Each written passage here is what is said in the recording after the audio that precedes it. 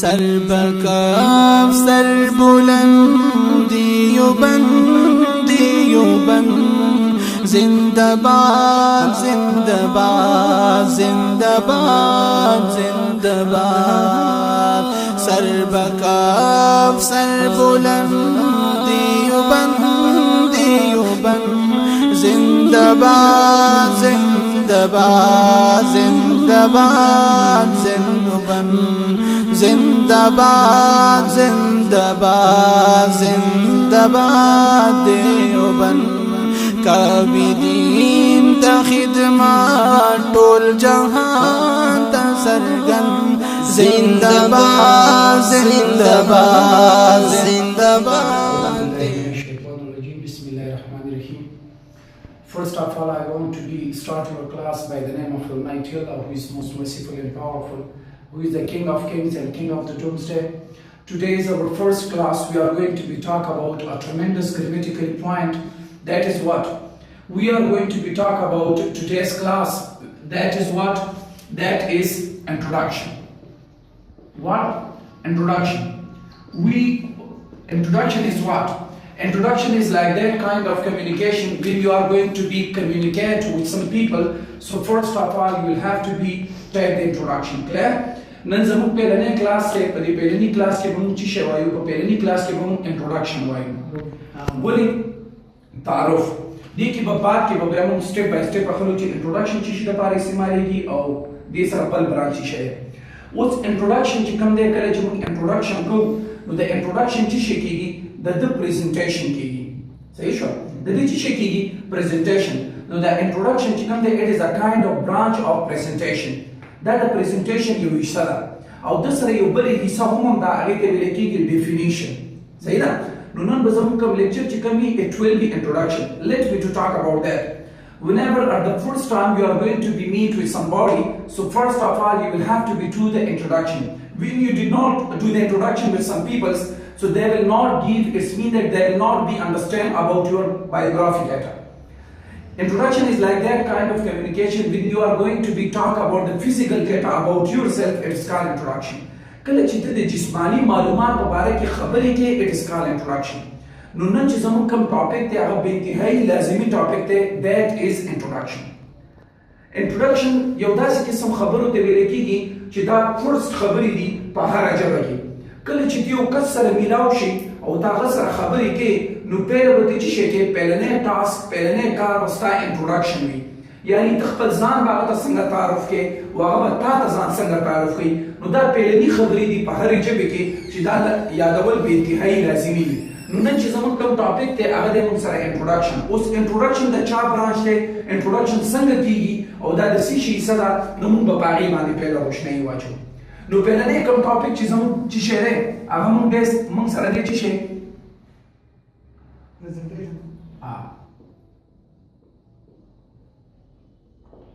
presentation. presentation موږ سره چې کوم دی presentation وایي څه شي ده؟ کوم یو سبق چې تاسو زده کوئ نو د سبق زده کولو خو دې کې چې هغه څومره مشکل سبق وي لکه په انګلیش کې اوس دا موږ به انشاءالله انګلیش زده کوو د ګرامیټیکلي پوینټ په ذریعه باندې. لیټ می ټو ټاک اباوټ دیٹ. ځینې خلک وایي چې انګلیش زده کېږي په پروننسیشن باندې کنورسیشن باندې خو انګلیش ډیپینډ په کنورسیشن باندې نه کوي او نه په پروننسیشن باندې کوي. کنورسیشن کې صرف رټي والی کېږي یعنی ته به توتی په شان خبرې زده کوې چې توتی چوري خوري نو توتی به هم درته توتی چوري خوري. خو ژبه یې زده کېږي دا په څه شي باندې زده کېږي؟ په ګرامر باندې. What is saying grammar about itself? ګرامر د خپل ځان په باره کې څه خبره کوي؟ ګرامر وایي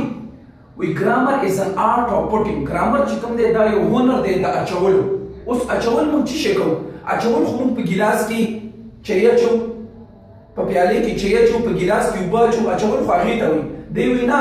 ز ارت ګرامر از ان ارت اف پټینګ ګرامر چې کوم دی دا یو هنر دی دا اچولو او مخکې خبرې پاتې ده مخکې خبرې کې څه وي رایټ ورډز ان رایټ پوزیشن صحیح لفظونه په صحیح ترتیب کې یعنی ګرامر هنر دی دا اچولو صحیح لفظونه په صحیح ترتیب کې رایټ ورډ ان رایټ پوزیشن اکارډینګ ټو دیئر فنکشن صحیح لفظونه په صحیح ځای کې اچولو کوم دا هنر چې کوم دی ته ګرامر ویل کېږي نو جب یې زده کېږي په ګرامر بیس باندې بیا به انشاءالله دا څه سټیپونه دي څه خبرې دي چې دا موږ وکړو د دې نه بعد به بیا موږ ګرامر ته سټیپ اخلو او د ګرامر په ذریعه باندې به انشاءالله دا کومه انټرنیشنل ژبه چې کومه ده چې کومه انګلش ده دا به انشاءالله العزیز موږ زده کوو نو پهلنی په انګلش کې یعنی په هره ژبه کې پهلنی ټاپک کوم ټاکلی کېږي هغه موږ سره دی پریزنټیشن وړاندې کول ته چې کله انسان ته مخامخ شي نو ته به څه شی وړاندې کوې ته به پریزنټیشن کوې اوس پریزنټیشن ځان ته دوه حصې لري یوه حصه چې شي دا د پریزنټیشن کومه یوه حصه چې کومه ده هغه موږ سره چې دی نو موږ سره انټروډکشن دی یعنی ته به انټروډکشن کې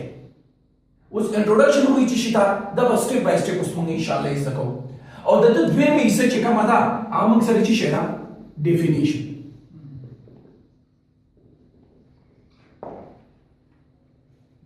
صحیح ده دا د پریزنټیشن دوی سي نو ان شاء الله العزیز نن زموږ سبق چې شری پریزنټیشن یې زده کول په پریزنټیشن کې دا دوی سي چې کومي دا سي شي ته ویل کېږي ان شاء الله پرې باندې روشنايي اچولو دی زده کول کوم یو لکه عموما تاسو ته په پته وي که فزیکس ته کیمستري دا بایولوژي دا میث ته یو سبجیکټ هم آسان نه دی هر یو سبجیکټ مهنت غواړي کوم یو سبجیکټ باندې تاسو فل بای فل کمانډ حاصلول غواړئ نو د دې لپاره دوه میتودولوژي استعمالېږي لرننګ هغه ته چې ویل کېږي لرننګ میتودولوژي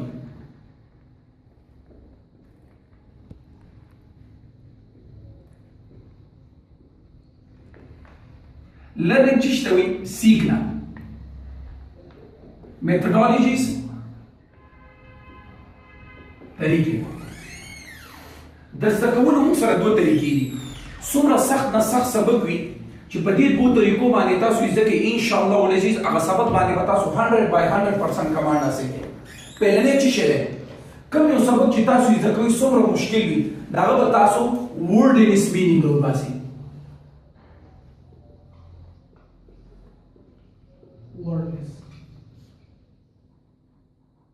word in its meaning.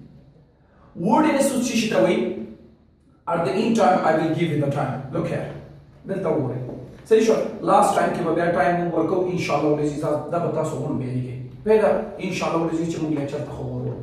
Word in its meaning चीज़ शिता वेले की. Word in its way लफ्ज़ी. Meaning चीज़ शिता वही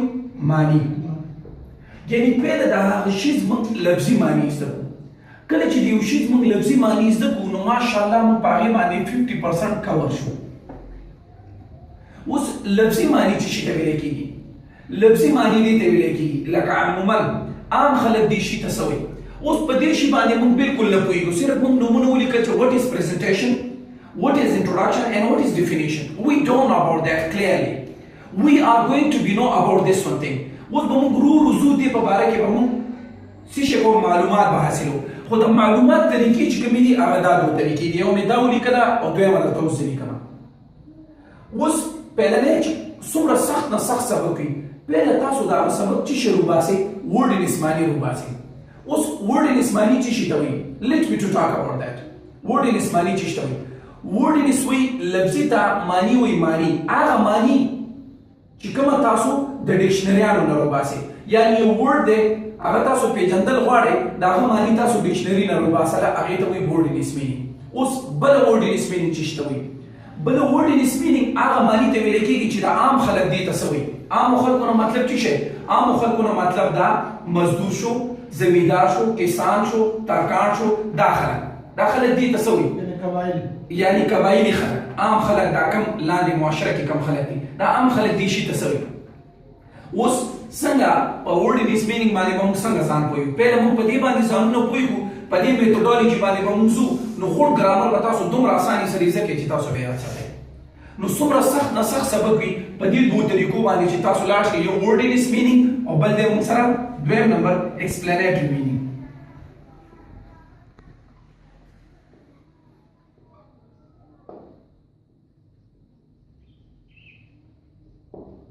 کله چې ایکسپلینیټری مینینګ ان شاء الله ولعزیز موږ زده کو نو ماشاءالله په هغه باندې موږ 50% پوه شو نو چې کوم لیکچر موږ وګورو نو 100% به ان شاء الله موږ په هغه باندې پوهیږو اوس ایکسپلینیټری څه ته وایي ایکسپلینیټری اصطلاحي تفصیلی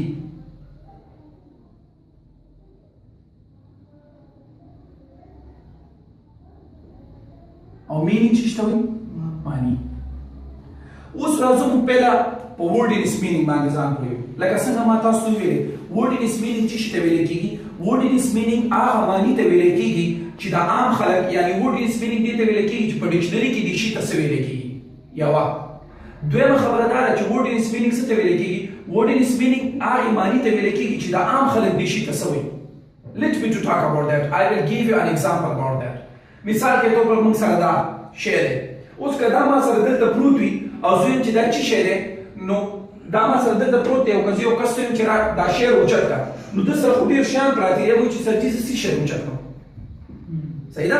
اوس د دې شي د اوچتولو دپاره باید چې زه د ده څه شی وباسم ورډ ان مینینګ وباسم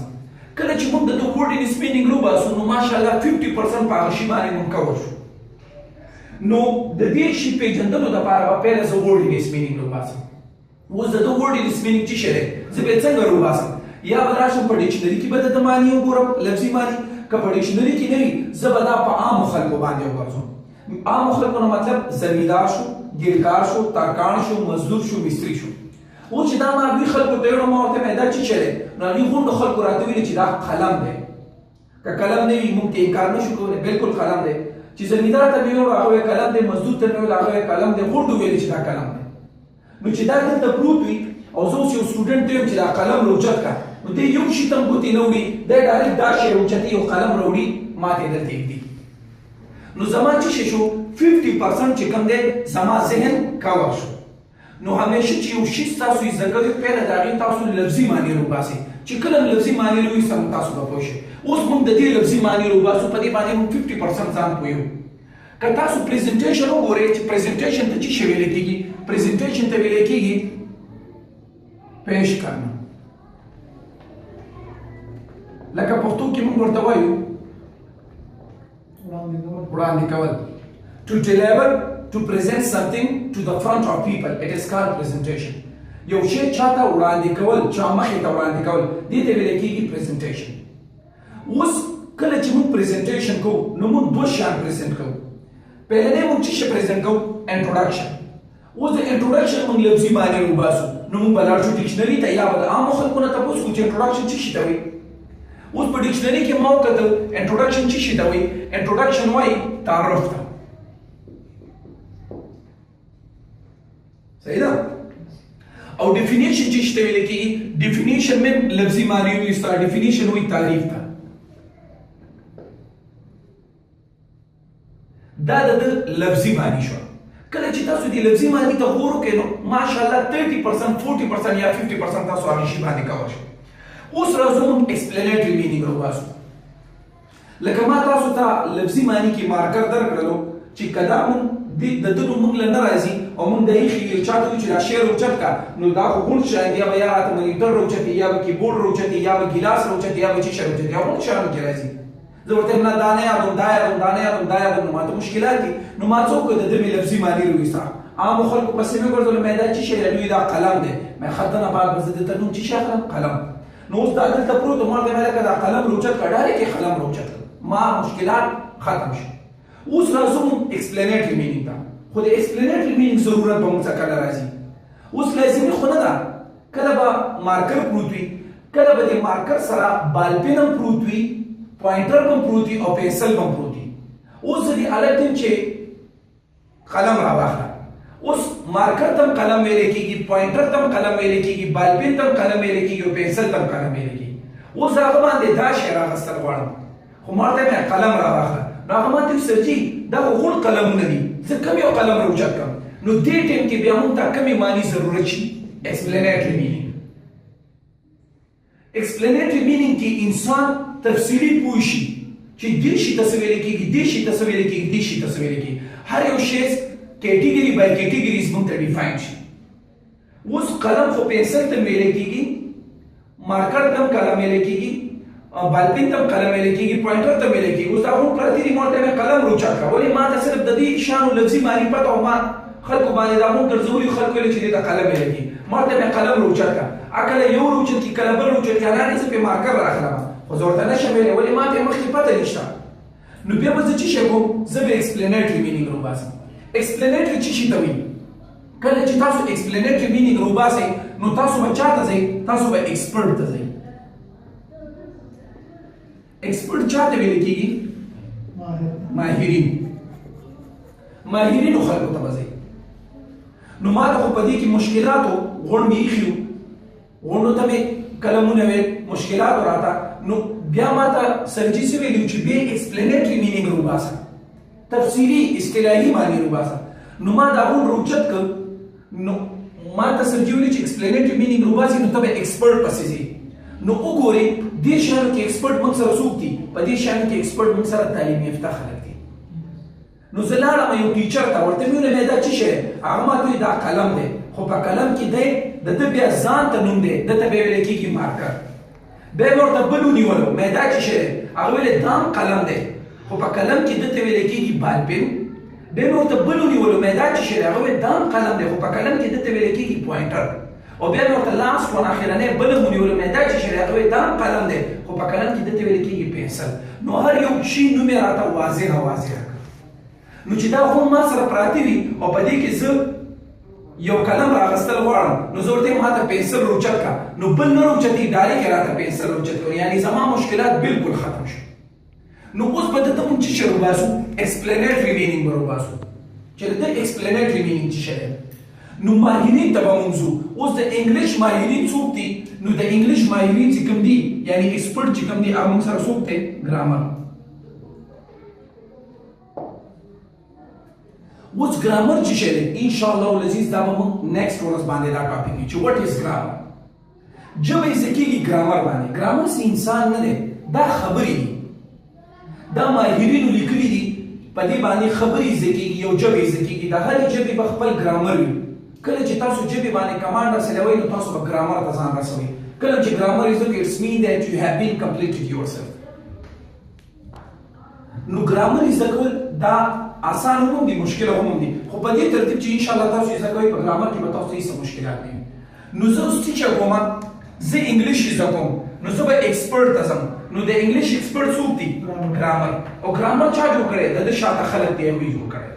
کوم ایکسپرټ خلک چې کوم دي نو موږ به ګرامر ته ځان رسو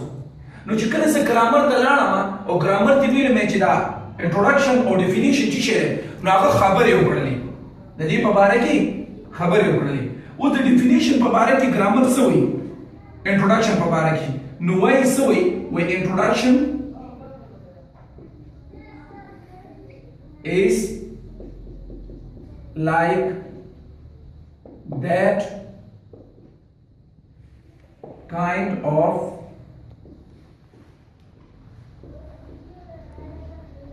communication when you talk about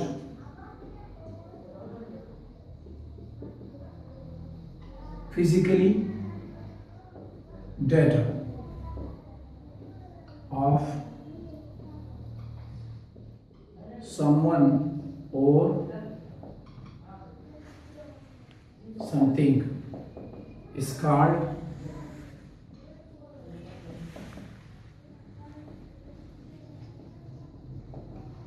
introduction. دا ورته ایکسپرټ ویلي ایکسپرټ څوک دی موږ سره ګرامر اوس څه وایي وایي انټروډکشن یعنی تعارف is ہے like جیسا that وہ kind قسم of کا communication بات چیت when جب you تم talk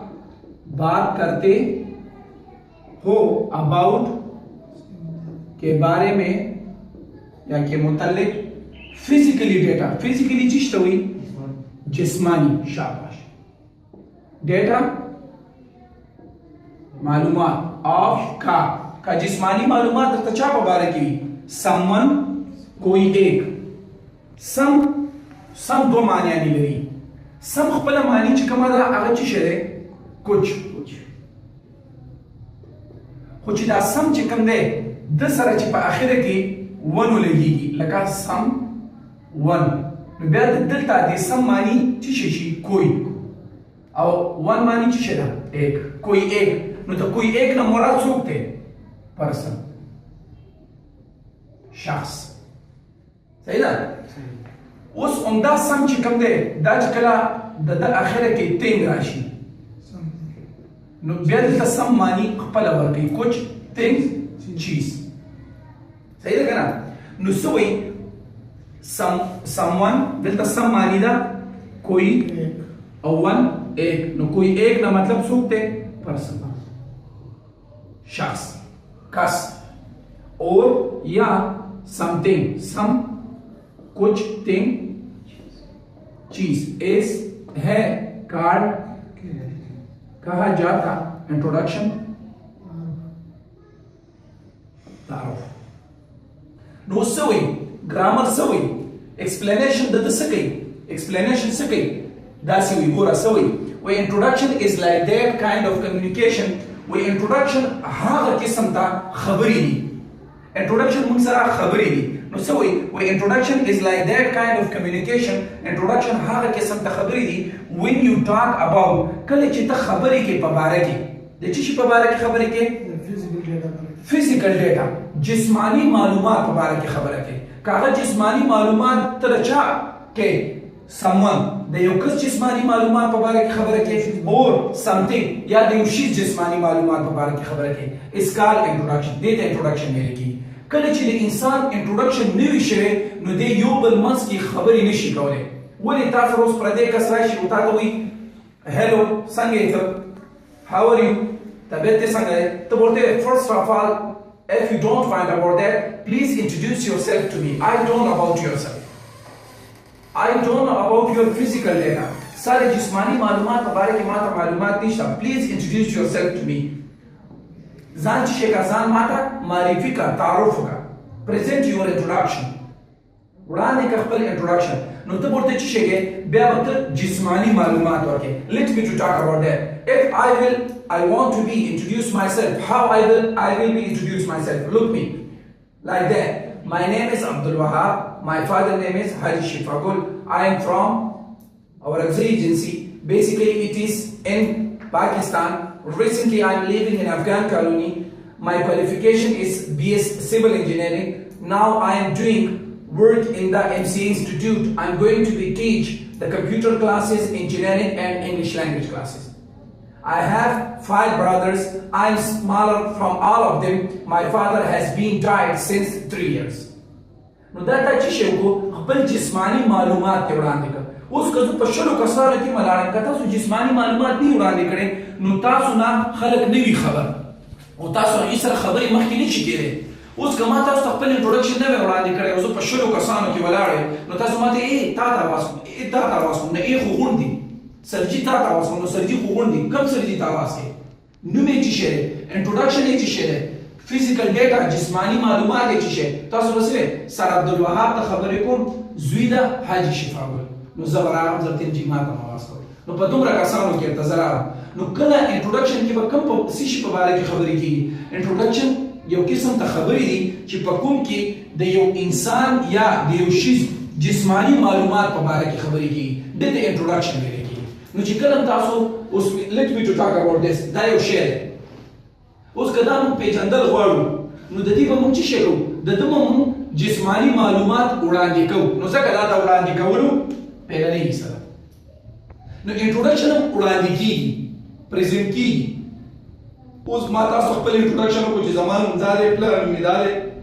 زه له دې ځایه راغلی یم دا زما کوالیفیکیشن دی دومره مې روریان دي نو دې ته انټروډکشن ما درته څه شی وکړو خپل جسمانی معلومات مې درته وړاندې کړو نو د دې نه بعد تاسو ما په دې نوم باندې یادوئ نو همداسې کله تاسو د سمثینګ کچھ چیز د یو شي جسمانی معلومات څه شی کوئ وړاندې کوئ نو دې ته انټروډکشن ویل کېږي او انټروډکشن څه شي دا همیشه وړاندې کېږي اوس دا یو شی دی دا تاسو نه پیژنئ بالکل د دې معلومات درته نشته نو زه به څه شی کوم زه به ورته دا یو دته کمپیوټر نوم ویلی کېږي پهله به ورته لفظي معنی وښیم او دا د دې د شیانو نه جوړ وي دا بجلۍ سره استعمالېږي دا د دې د شیانو نه جوړ وي او د ده نه موږ دا کار اخلو نو ما درته څه وکړم ما درته د شي جسماني معلومات وړاندې کړم نو چې کله جسماني معلومات وړاندې شي نو انسان په هغې باندې پوره کمانډ حاصل کړي نو دې ته ویل کېږي ما د دې څه شی وکړ انټروډکشن مې وکړ انټروډکشن مې څه شی کړ همې درته پرزنټ کړ دې ته پرزنټیشن ویل کېږي اوس دویم موږ سره څه شی دی دویم موږ سره دی ډیفینیشن اوس ګرامر د ډیفینیشن په باره کې څه وایي ګرامر د ډیفینیشن کې په باره کې وایي چې ډیفینیشن is like that kind of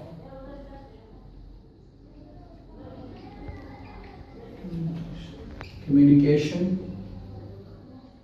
when you talk about goodness or badness of someone or something is called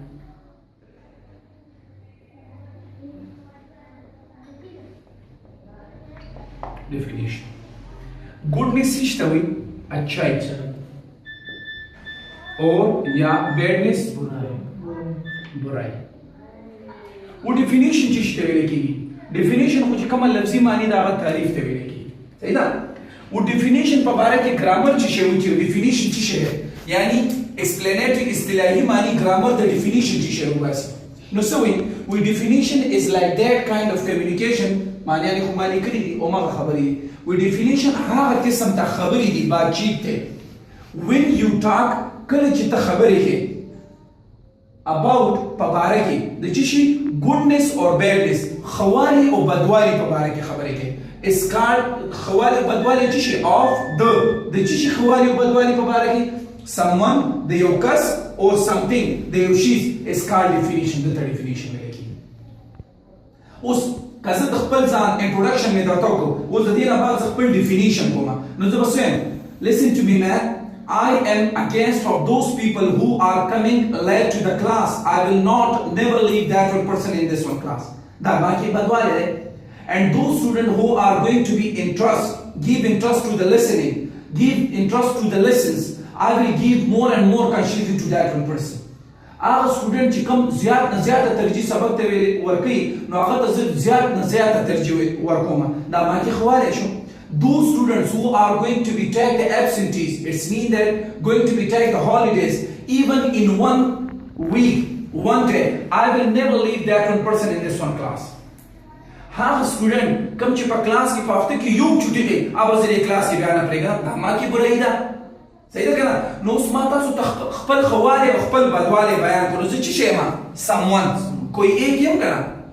یو څوک نه مطلب شخص نو ما خپل چې شو خپل خواله او خپل بدواله می چې شی